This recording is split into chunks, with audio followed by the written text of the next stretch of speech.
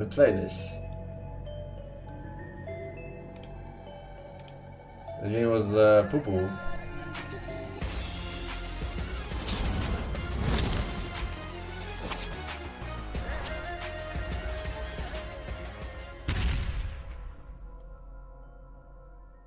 I've gotta say, it's good to be back, even if I didn't think I'd be back here so soon. When I said no more weird Russian games for at least a year, I meant it. The thing is, for one, I didn't expect them to release Pathologic 2 so soon, and two, I didn't think they'd contact me that very day offering me a copy of the game for feedback.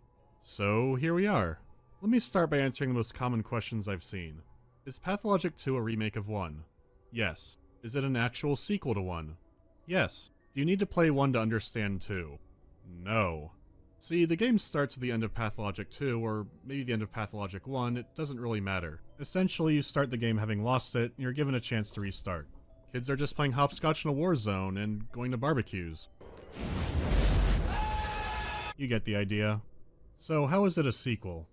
Well, the first game is referenced from time to time, though it's always going to be subtle and usually up for interpretation.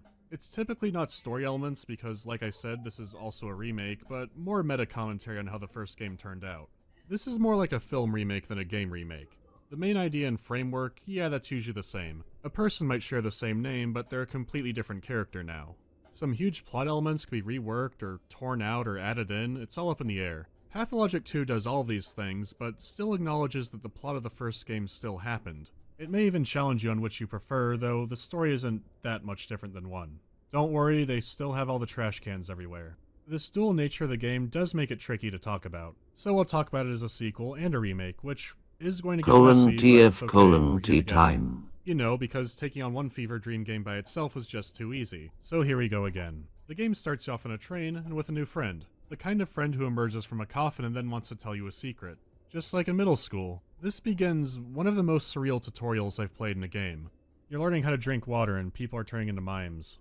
Then all of a sudden you're in Junji Ito's Mongolian Thunderdome, and then you learn how to trade by exchanging hearts. This is a long tutorial sequence, but it is effective. Yeah, it's teaching you how to play, but it's also making the drop into the main game more cushioned. You're starting off in the land of visions and metaphors. It's disjointed, so arriving in the town feels like a relief from all of that. At least for now. There'll be a lot more to learn, but it's a great introduction. You know, it tells you what the buttons do. Unlike 1, that just had these two guys giving you a huge information dump. They say so much at once that you can easily miss out on essential info. This is probably why a lot of players didn't know they could receive mail. It would all be cryptic unless you looked in the controls. You might think it's odd to focus on the tutorial. Well, it represents the biggest change from 1 to 2. See, the first game wasn't just frustrating from the walking, even though that was a big part of it. It was the fact that you were frequently so aimless when playing it. You had all these characters to babysit, you'd check on them, and usually they'd be fine, but sometimes they'd be in trouble.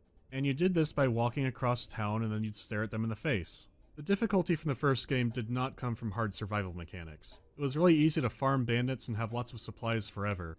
The challenge came from constantly walking, wondering if you're wasting your time doing it, along with mundane nightmare missions like this one. I know I'm getting ahead of myself, but this is a big change. Pathologic 2 teaches very you... interesting. Perozalium Ancient.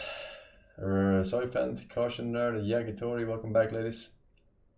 Floppas guy with the 1 year says top right April Fool. Full W.